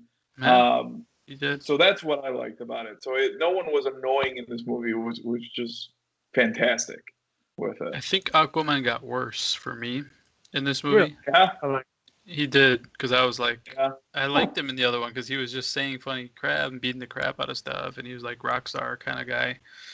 In this one, I just really didn't like him. I was just like, That's funny because I in this one I actually liked him and yeah, Flash. Like I thought him and Flash were funny together because like Flash was like, hey, what's up, man? Yeah, I got that. Ha, ha, ha. yeah, Like yeah, that's true. he's like the big strong guy and like Flash is the guy like, hey, kick his ass. It's like, Yeah. so like so again there are aspects I do really enjoy of this one. Mhm. I mean the Amazon stuff is awesome. I love them. They should get their own movie. That's Uh, pretty cool. Steppenwolf, the design is a lot better in this. He looks better. He doesn't look like a cosplayer. I still don't like him. Um, Batman was better. I'm not sold at all on Ben Affleck as Batman, but they treated the character a hell of a lot better in this movie, leaps and The bounds Bruce better. Wayne stuff to me didn't work. Like it was just kind of, Yeah, I don't and know why. But when he I don't know. started fighting at the, at the reactor, I Oh was no, like, yeah, okay, there you go. like that's the thing. Like, if you're not gonna bother making a good Batman movie, then at least make Batman a badass. That's like the bare minimum you can do. You know what I mean? I Again, think they like if you're did not though. gonna, no, that's what I'm saying. Like if Oh, you're okay. not gonna on the story and the character, at least make him badass. And in the Snyder cut, he is badass. Um, Yeah. I will say this. This movie did something that I think, in my personal opinion, the Avenger movies, and all three of them never did. Hmm. They felt like an actual team. They felt like they actually worked together. They felt like they were coming together as a unit. Where in the Avengers, it's always just like, I hate you too. We got to fight this thing, okay? And then they kind of go and Like do their own quipping at thing. each other and stuff. Yeah, like this felt like an actual team coming together, like learning how to work together and coming up with plans and formulating an idea. And everyone has like, I think we should do this. Well, we can do this too. Okay, I got you. So you can handle that. I got that. I got you. Let's go. It could be They just because like all the development happened in one long movie instead that's of what I'm saying. So I mean, this movie's 4 hours compared to the Avenger movies. it's like spread out over, yeah, Yeah. but they had, 5 years and yeah, 3 yeah, but Because movies. they did say no. Like, they didn't join Batman at the beginning. But it's still, They took a little convincing to the get them point still makes on board. sense. But it's just like two different like style. I mean, It, not it, styles, but like it was 2 hours before we got an action scene. 2 hours in the movie, we got Batman. yeah, that's I one of my mean, notes. I but was that's like what making I'm saying. notes Like, throughout. I'm sorry, there are 4 Avenger films, and that's like what 3? Let's just say like let's say like 9 hours total. Just summing up, they couldn't even do that in like 9 hours. That they were able to well, do in I like guess the 2. roster changes Because and yeah, the no, roster changes and it's their insane. people disappeared. They did have a plan in Avengers Well, Infinity I'm not War. making excuses. I don't even disagree, but I mean, I'm just saying like it's a little like different. like this like you feel more of a team in Civil War than you do like in Avengers movies. Like they Like never felt like they were like a unit ever. They were just like, we had to come together now and do this thing. I guess let's go in ahead. Ultron, they did because they were experienced after the Battle of New York and stuff like that. They were fighting time though. Wait, They're what fighting happened? each other. I didn't hear you. They were fighting each other the whole time. Well, It towards was the end. I mean, at the beginning they were the fine. Hulk, the Hulkbuster scene, them at the farm, and him and Stark having a little like, I Yeah, can fight wood better than you. Well, It was like, but that's yeah, damn. because because of like an Wanda messed outside. everything up. Yes, exactly. Because something Mm, divided them. No, that was no, was I because mean, Wanda messed it up. that is part of it, but again, like in the first Avengers, they were fighting the whole time. In the second one, they were fighting the whole time. But Uh, That was at because of the the end, stone, no? Avengers, they teamed up. they were split in Endgame. Half of them were gone in a blimp. Like it's Yeah. like Well, that's they, not their fault. but it does. They how many movies have they had to put If you together? want to talk about Endgame, they did come up with a plan to go get Thanos Yeah. and to bring him back. He did all the Yes, time And traveling how they crap. took down Thanos that quick, granted Thanos was weak, but they took down Thanos pretty darn quick. That's because Well, he was Eyes, dying. motherfucker. He was dying. He's but like, I think yeah, they Well, did. I I get mean, they it, did a but better still, it job was a introducing. plan. Yeah, I give you no that. plan. They said, hey, let's go and chop his head off. Okay. You know what? You know what annoyed me about League was that the Manhunter stuff. Like, Oh, that was stupid. why? Okay, Bruce brings up again the vision of Flash. Yeah. So why couldn't someone else convince Lois to be there that day instead of like a random hero we never heard of who has a very offensive name? You know, like his name automatically means like, oh, is this motherfucker gonna kill me? Is he a villain? Like, this is a really weird name. But it just didn't work at all. Like none of the Manhunter stuff did, and it was just like they had to come up with a better way to handle that whole thing. They I should gotta have. watch those scenes again because yeah, I will admit that seemed a little weird and a little like it didn't seem forced in, but a throw in for sure. Mhm. So, What I about? mean, of course, the same thing. Can I we think. say I was really let down by Darkseid? Let me tell you. Yeah. Well, Well, because you were expecting a big But they're fight hinging from everything him. on him. Like no. they even make it seem like Steppenwolf's not even in the movie, but he is the whole movie. So Well, it's like because they want you Mark. to see the movie. They want you to see a 4-hour cut of a movie They you already baited saw. me, dude. I mean, Oh, it's like They did bait you. bait and switch. no. They Hold did. on. Wait. This But is I a don't big. like how he got his ass whooped so easily. Like he Yeah. just That is takes an axe and he runs away. And it's like I'm that not is the scared of this guy. that is Like they haven't shown me that Darkseid is something to be afraid of. that is the biggest fundamental flaw that that Snyder did was Earth already beat him once pretty easily. They came in Thunderbolt, excellent track. Oh no, I run will away. say though that I give them credit that they don't have all that on their side this time. They don't have any army. It's just six dudes in costumes I mean, instead they of got a like Superman. 3 armies with like Like gods on their sides. that's the thing though. Like it's like and again, like the reason why that they didn't invade because they had a Krypton. There was a Kryptonian on the planet. Hmm They were gonna invade that. Oh, he's dead. Now we can go. And then he comes back. Oh, close the gate. Close the gate. Run, run. I mean, if Uh, Darkseid is so Well, hell bent on the equation, why would you leave it to some a-hole who betrayed you and failed you before? Like, what? You're just gonna sit back and wait for him to fail again or betray you again? I just the motivation there and the plot stuff didn't add up so for me. yeah, I am like I'm like so I'm really tired of these like I don't need a sympathetic villain, but I need a villain that at least it makes sense why he's so evil. Like Thanos is simple. Listen, I'm gonna destroy I'm gonna destroy half of all life, the other half, so it can thrive. And then I'm gonna live like a poor little farmer kid for the rest of my life. The Doomsday, not Doomsday. The dark side is Darkseid. I want to control everything because why the fuck not? Because I'm The evil. monologues were like, "Come on, shut up!" Like, Yeah, yeah. and didn't like his big didn't thing is like Steppenwolf I so go ahead. didn't Steppenwolf do this on his own just to Um, No, get redemption back from Darkseid? yeah, I think he did. no. Oh, so he owes Darkseid 50,000 planets for his, Yeah, yeah. Mhm. so he's like, go out there, conquer as many planets, and then maybe you can come back. Maybe. But he ran, but on accident, the that part threw me off too because didn't Did I almost called him Thanos? Didn't Darkseid know that antimatter, or what is it called? Anti-Earth, antimatter, Anti-life. anti-life.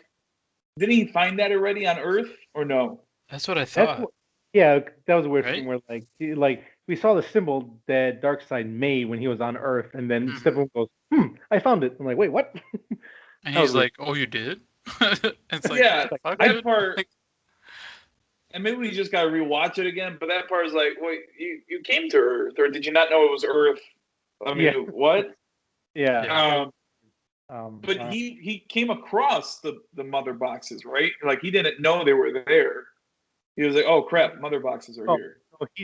He did know because again, like, I think in one of the speeches he was talking to the Seed or the Side. I forgot how to pronounce his name. Yeah, he was like, "Hey, the mother boxes, they're awakened. There's no Krypton here. They're not united. This is gonna be very easy." Oh, dude, that Green Lantern was pathetic. I was like, dude, what the fudge, man? And again, to me, that just makes them makes Darkseid even weaker because they even said there's no the Kryptonians dead. He's like, that's like their biggest weapon. They're gone. Oh, phew, easy. Okay, go ahead. Because they didn't attack this whole time because of Superman. Otherwise, well, yeah, a little bit more than that. But it was like he's like, oh, I'm all healed now. I have a chest plate. Can't stab me now, bitches. Oh, they have a Kryptonian. Never mind. We'll come back later. Well, they lost. The team lost. It wasn't. It was only because of Flash that they came back. Yeah, they lost, but you're right. Yeah, but for like a second, it's like time. But like, still, dude, it's only because of his powers. But if we had the Joss Whedon Flash, they would have stayed dead, and that would have been like the point of Flash, Flashpoint. That would have been busy helping farmers. Flashpoint. Yeah. Oh my god! Well, I don't know. I mean, technically, we do have the Joss Whedon one to go from, so technically he didn't win. But I hate the Wonder Woman scene in the beginning. I think it's trash. That was weird. It fell out of place. It's pointless. It's in the Whedon or in the Snyder? Both, dude. It's the exact same scene. It's just a bad scene. It's a bad scene. I get what he's trying to do. I do. But the execution, it does not work. Does not work. And I don't know if it's purely CG related. Because also, when she has the upper hand on the last guy, she's like, oh, let me smash my braces and make a freaking explosion out of the side of this building. Like, do you really need to do that for that one dude? I mean, you could have just ran up to him and knocked the gun out of his hand or something. I mean, I don't know. It really didn't make sense. Oh, you know what? I'm just kind of rambling, but I really didn't like Gordon. It just didn't. There wasn't enough of Gordon. It wasn't. It was just like the way they made him work out and shit. I was like, dude, what the fuck? All he did was show them a piece of paper, and then they're like, yeah, bye. They didn't even say goodbye. They're just like, get fuck off. Thanks for the paperwork. And then the music change. I was like, oh, come on. I was not a fan of the music. It didn't make sense though. Like you can't really plug that in like that in the Whedon cut. So I could see why it's not there, but Wonder Woman's theme kind of threw me off. It was always weird. Too much of it. I'm like much. Every time she would just like breathe and it was like she slashes her sword. I'm like stop it. Stop please, that's bad. I mean, so I mean, I don't want to keep shit on it, but like I was bored not bored, but the first 2 hours dragged, and like Manny said, like a lot of scenes didn't need to be that long. There was a Aquaman scene of him walking in the sea and all the people singing a song, and that girl grabs his sweater and sniffs and goes, "I want your baby." It's like that had to be this damn long. This is nonsense. Yeah. It's like it's too much. And like that's my biggest problem with the movie. Took a long time. Is again like you have to introduce these characters in one movie, and you need 4 hours to do it. I know. It's like even that instead of getting Yeah, to the like movie. even if Zack Snyder didn't have the unfortunate passing of his daughter happen and he didn't lead the project, um, they would still have to make him cut this movie down to like 2.5 hours, and it wouldn't be Yeah. as cohesive as it is. You needed 4 hours to introduce those three new characters, to introduce the bad guy, to go through Mm-hmm. Steppenwolf. There's a lot, and this is why I always said, like, we don't need like 6, 7, 8 movies before we get to Justice League, but we need to understand these characters before they come Mm-hmm. into this setting where now it's I them mean, case in focusing. point, Cyborg. Yeah, again, like Cyber. So someone was gonna get cut out of this if it was trimmed down. A lot of I stuff think was it would have been Flash. and Flash, it's just weird how much he's able to understand his powers that we have no knowledge of how he did it, and we have no connection really. It's almost Yeah. like the Spider-Man effect for Like how? Spider-Man Civil War. Because Oh, when we okay. saw Spider-Man Civil War, he already has his powers and all Mhm. that, and like he knows how to do it. It just Stark gave him a suit. Well, Yeah. this guy built his own suit. It's like, Yeah, does like- he even need a suit? I yeah. mean, So I why guess does he that's even have that? I guess that's a good way to put it. Where like when you see Spider-Man in Civil War, it's more like, oh, that's cool. But when you watch Homecoming and you see him interact and like the Mhm. Vulture, it's like, oh, I feel you, I get you, and now you're one of my favorite characters ever because you're awesome. It's like there's we don't have that moment before this movie to be like, oh, Flash, you're awesome, I love you, and I can't wait to see what you do in this movie. We have to, and again, like this is a not an origin, but the origin style telling of these characters just to Yeah. get them catch up to where they need to be. The first 2 hours are all character and build up and introducing and all that kind of stuff. And the second half is them working together in action scenes and building together. And again, like that's why again, like this is fun to watch, but as a director's cut, that's all it is just a director's cut. This was never meant to be canon because it can't be. Like Mhm. no theater is going to give Justice League a 4 hour runtime in the theater because it's not Lord of the Rings. It's not the 10th movie of a Marvel franchise. There was a lot of blowback from people on Batman vs Superman. Man of Steel was when it first came out, people liked it, and then like I think we're at a point where it's like 50-50. People were like, I hate it, or you either hate it or love it. They weren't really getting that love, and there's no way that they would risk running 4 hours to put in theaters. I think. Are you saying before he left, like if this came out as an original movie, or are you Right. saying now? Oh, Well, he before. wouldn't have made it 4 hours if it was Yeah. the second part. Yeah. of Yeah, his there's thing. no. Yeah, I there's no think way. I think he could cut it down. He could cut it down to two. I think if he was stayed on, we would have got a much better movie than what we got in 2017. I mean, no, you could sure. cut out the scene of the Amazonians shooting that arrow. You could cut out Flash's whole scene of him saving that girl. Yeah.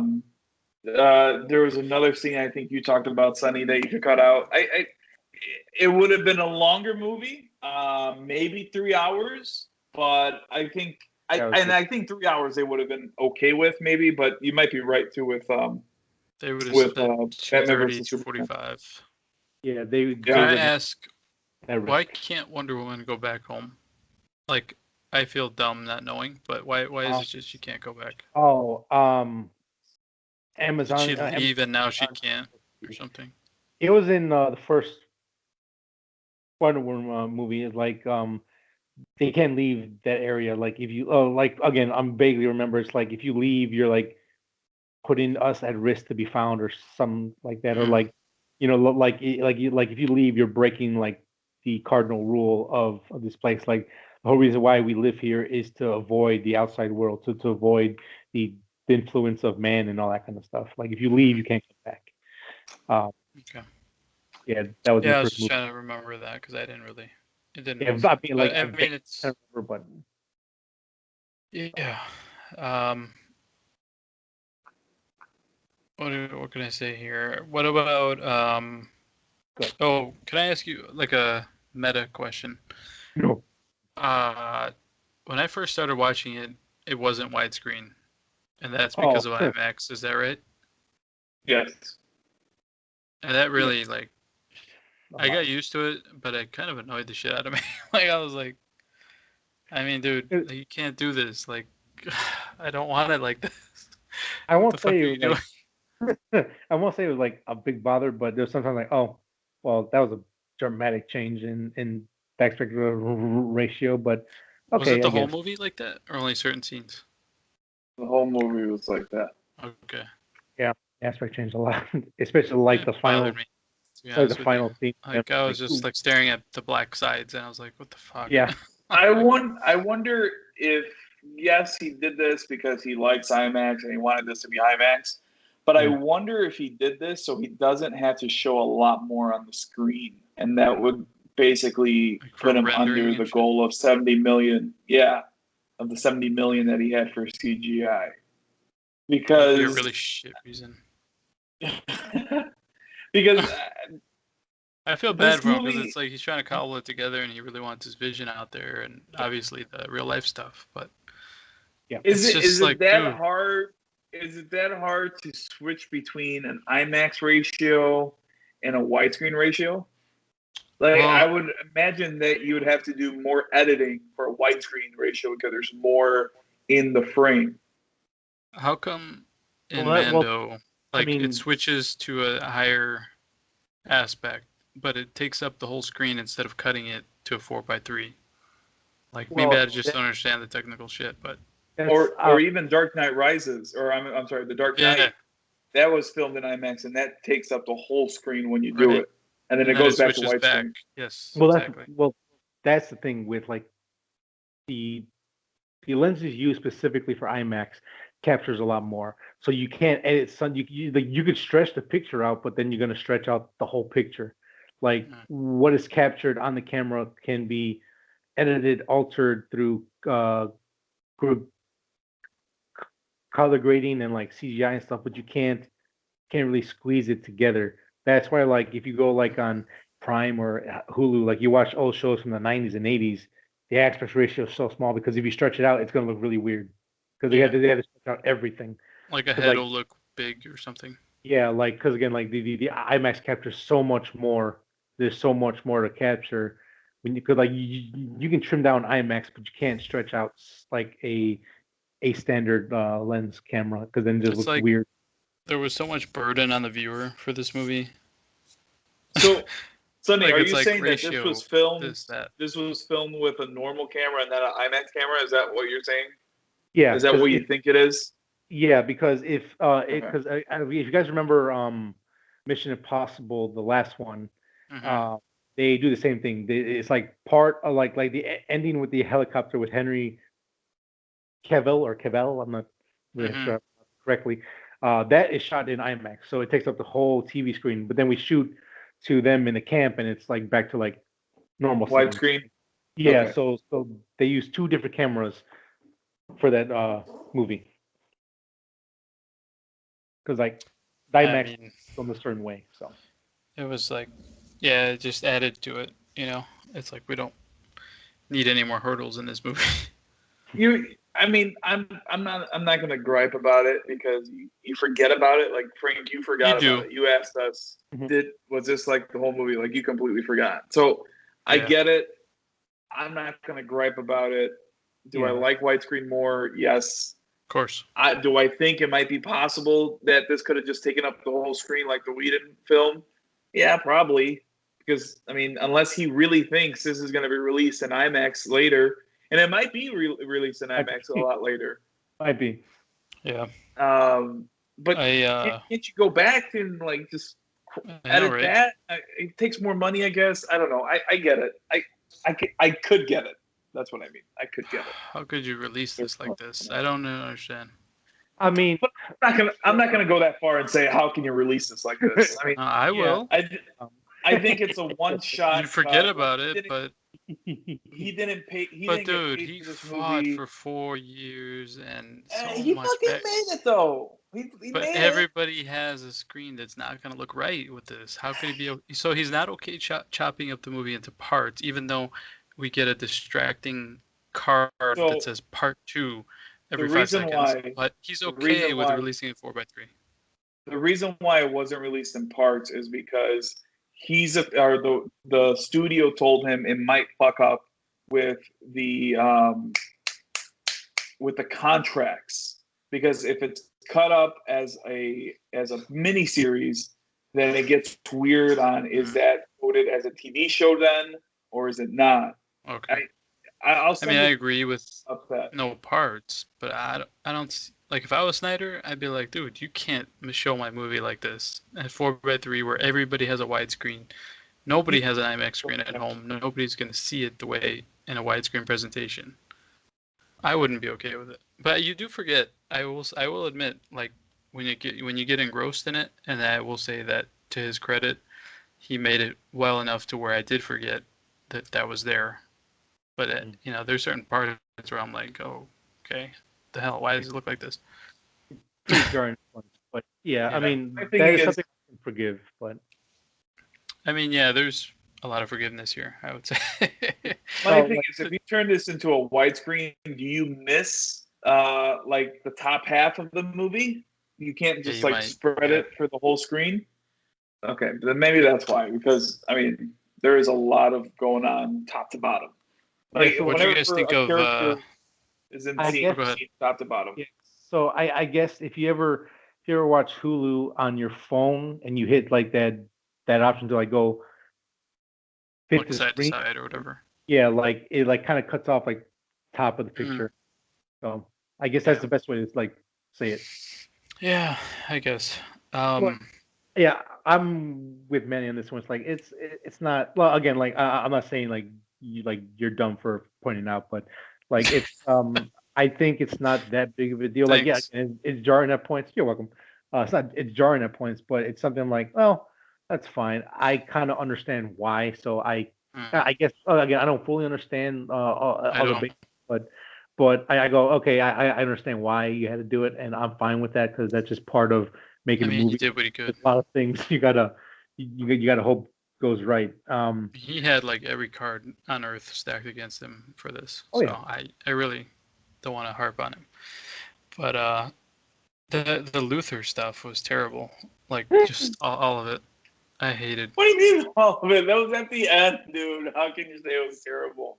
But he's like trying to make it big, like making like, ooh, look, Luthor, ooh. It's like, no, it's not fucking working. I will say, and neither is Deathstroke and neither is Joker. So all your villains are not working in Justice League. So I like this version of that scene better than in the Joss Whedon one. They tease the Legion of Doom. In this one, Luther's like, "Hey, Deathstroke, you're gonna take this contract for free." He's like, "Why am I here? If you bother my time, I'm gonna cut your throat." And he's like, "I got some news for you. Batman, that's motherfucking Bruce Wayne." And Deathstroke goes like, "You know what? I will drink. Let's hit this party." It's like they teased the Ben Affleck movie. Yeah, which again, no one happened. Oh, but I see. We'll see. Okay. Yeah. A lot of this is under the pretense that things were going to be different. Yeah. I guess. Which my mind wasn't able to adjust. So a lot of my gripes are from that. Sure, and that's very reasonable, especially when it's like. Which I don't mean to just be like negative. That's just how it worked in my head, where I was like, what? Like just didn't like it. Then go off what you said. Okay, so there wasn't enough of the Joker to be like, oh, he's gonna be a great Joker. He weirded me out. I didn't like him at all. There was more potential with this Joker than the one we got from David Ayer.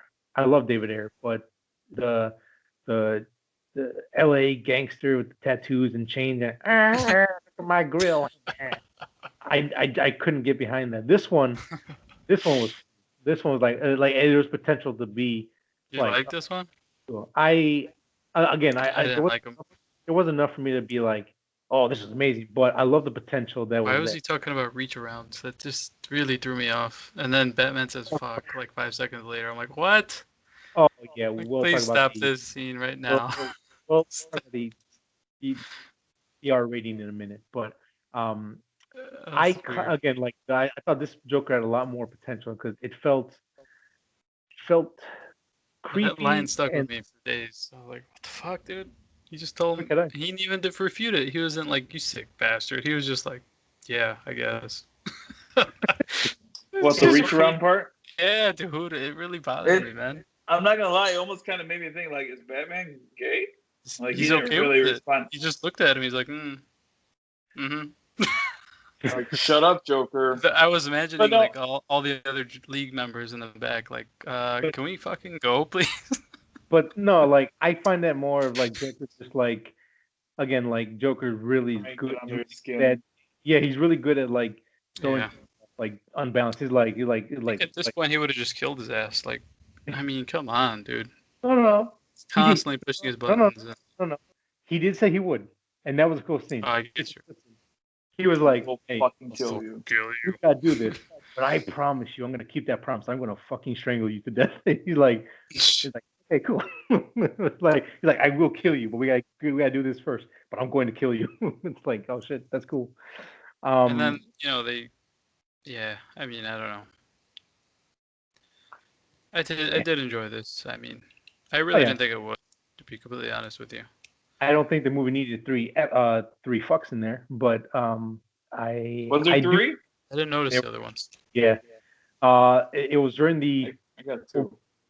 Wonder Woman scene. The guy's like, fuck that. And then Cyborg said, fuck the world. And then He did? Batman, and then Batman at the end was like, I'll fucking kill you, or like something like that. So there were three in there.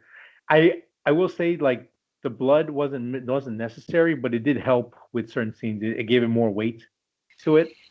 I don't think this needs to be R-rated, but I'm not gonna be like, oh, this is stupid. This just ruins it. I like it. It does add touches, but I don't think it was necessary overall. Yeah.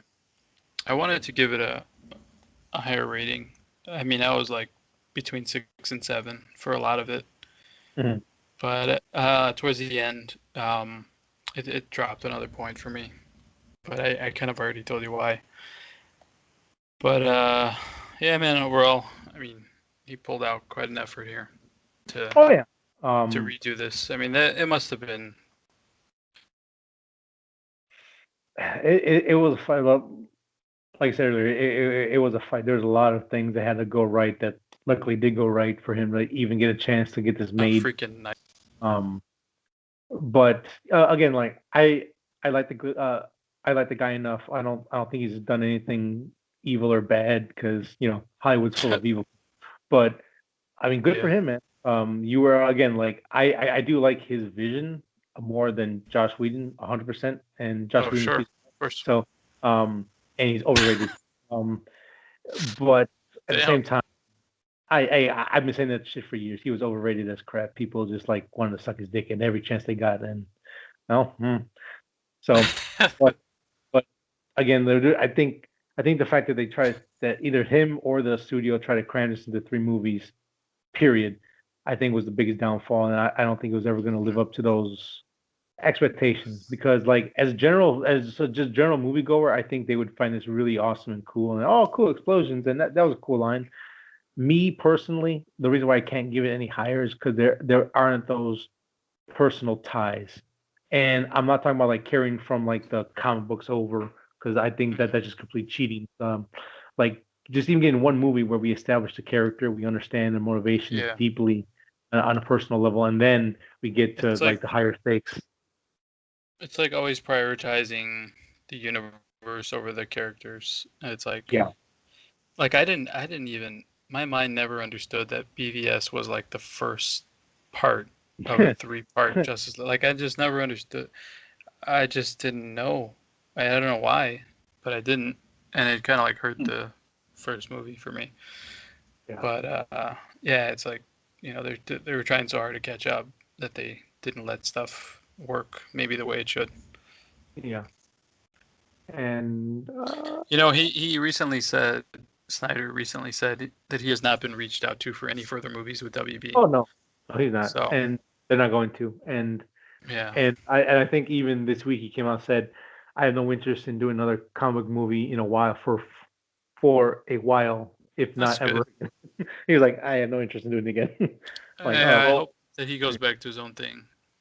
The newest rumor I heard today is that HBO might be looking into thinking about doing the Snyderverse again because of so much success behind this movie. I would love for him to finish his final movie. Yeah, I mean, But I then do also, want. like, the I like that spoilers are final coming scene out. I like where his head was at for that final scene, even though I don't like the execution. Right. But I like that there's like a ragtag group that's trying to deal with evil Superman and Darkseid, and I mean I don't even know how they could possibly win. And You know, and again, time travel. They gotta stop this time travel shit. that's They what DC's all about: multiverses and time travel. oh stop it because It's no one can really confusing, do it but unless they bring the writer from Back to the Future to like write that aspect. Don't even try because that's the only one that makes sense through and through. Like when you start thinking about time travel movies, there's a lot of potholes. Now enter like different dimensions or stuff like that. It's a little easier, but it still gets really convoluted. But I would love to see MCU's Mad doing Max, it too. Batman Road. I think that'd be cool. Well, I had problems with that stuff too. I would have loved to see the Mad Max stuff. It's a great design with that code, and I like how it's the Nightmare Batman. That still is funny. He's in full costume, but he's just wearing a trench coat and goggles. It's like I don't know why it's cool, but it's funny at the same time. But I think I mean, they made too much of a big deal about that plane, just to crash it yeah. 5 seconds into using it. Yeah. I mean, it was fine. I didn't really mind, but I was kind of like, man, they're really making a big deal about this plane. I mean, we're rumors saying HBO might do that. I mean, is HBO really willing to dump $200 million into a project for like streaming only with no monetary getting back? Yeah, probably not. yeah, like because like in a PR sense, this was really good PR for HBO. Going, hey, DC fans, you could finally get that one for so long. Come subscribe here. But to be like, okay, let's dump $250 million into a project because like that didn't work out for Netflix with Bright at all, and like Netflix throws a Jesus lot of Christ. money around, and HBO I think can be a little smarter with their money and make better content. Maybe. But because like I don't know, like again, like I don't know how I don't know how streaming money works yet. I mean, I've read a little bit about it, but it just seems because again, like Netflix operates below a lot. I don't like they rarely make a profit if ever they do, but it's really interesting to see how that works out. Yeah. I don't know. Yeah, it's just it stinks how much the real world is getting in the middle of a movie that's supposed to be, outside of that. Yeah. So, Yeah. I don't know. I liked it better than I thought. So I guess credit for that. I guess we'll go individually real quick. Manny, did this live up to your expectations? Did it blow it away, or was it about where you thought it would be?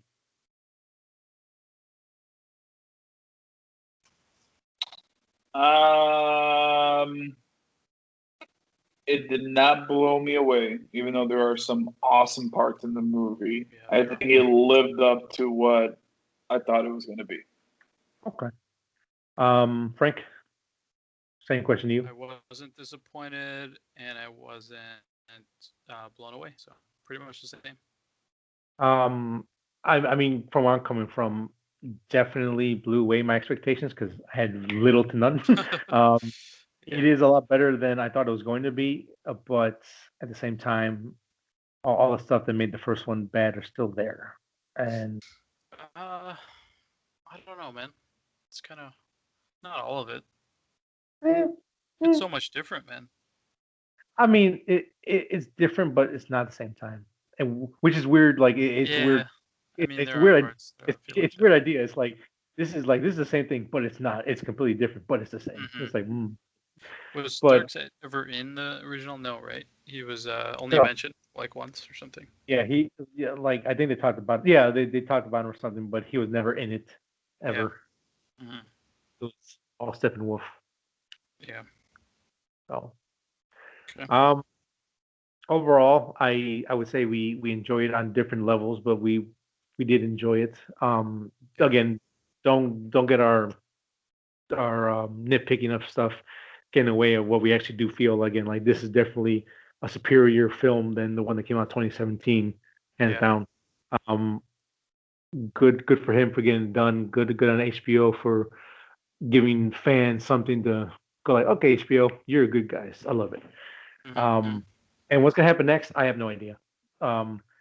If they're gonna continue on with what they have planned right now with the Black Adam movie coming out and all this other stuff that they're trying to do, or if they're gonna pivot and try to go back to this or weave their way back in, I don't know yet. But right now, this is just as of right now, this is a standalone director's cut. It's its own thing, and for what it is, I did enjoy it. So titties with titties. Same here. Well, guys, I think we petered out here. We petered out pretty quick. Yep. But next week we'll talk about Winter Soldier and Falcon and Winter Soldier episode 2. Last notes on anything you want to get off your chest right now? I was reading through my notes. I think I talked about everything. Any last minute thing? Yeah, I mean, other than that, I mean, I don't think this is going to go anywhere than here because they're already talking about the spoilers on where the second and third movie was going to go, where Superman's son was actually supposed to be Batman, and Batman gave himself up and replaced his spot with Lois's spot where he dies instead of Lois dies. You guys could read that online if you're interested in it. But it's bittersweet, man. Like, I'm glad we got it. I'm glad it was great. I'm glad so many other people are enjoying it. But it's sad because we're not going to get the rest of it. But that's also a good thing that we're not going to get the rest of it.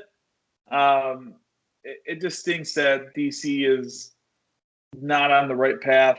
I'm not excited for any movie that's coming out. Any maybe movie? Flashpoint. Flashpoint. But even Flashpoint, where is that really going to go, man? Like, no, I agree. Just start everything over again. And then if anything, Flashpoint's coming out, then Black Adam is coming out. So it's not even like Flashpoint's the last movie. So. Mm-hmm. Yeah, it's weird. I mean, I am more excited about DC's, like, I don't know what you call them, Elseworld films, like the Batman, like that has a lot of potential, but like their main like storyline, I guess. Yeah, that's a shit show and a half. I'm not really I'm not really excited for what's coming up next. I have yet to see Shazam 1, so I just kind of I don't care. I didn't see it yet. No, I will one day. When? But one day. It is okay. Yeah. So. Yeah. But yeah, DC, get your shit together. That's all I can say. But that's it, guys. Let us know what you think about it. Either on YouTube, on Facebook, in your review of the show. Just you want to tell us what you thought about it. Let us know. We would love to hear your thoughts on this. Maybe we're completely wrong. Who fucking knows? But thank you guys for listening to our spoiler talks of Falcon and Winter Soldier and Zack Snyder's ultra cut of Justice League. If you wish to listen to the audio podcast of this episode, you can head over to Spotify, Apple Podcasts, and any podcast app of your choice. If you wish to watch the video portion of this, you can head over to youtube.com, search 3 Nerds on a Sunday. You want to follow up with us whenever the new episode drops, always on Sunday. Times vary, but always on Sunday. Follow us on Facebook, 3 Nerds on a Sunday. And that's probably the best way to get a hold of us. If you have any questions, comments about the previous episodes, or you want to leave questions or anything like that, that would be the best way to do it. So from 3 Nerds here, thank you guys for listening again, and we'll catch you next week. Bye. Thank you. Bye.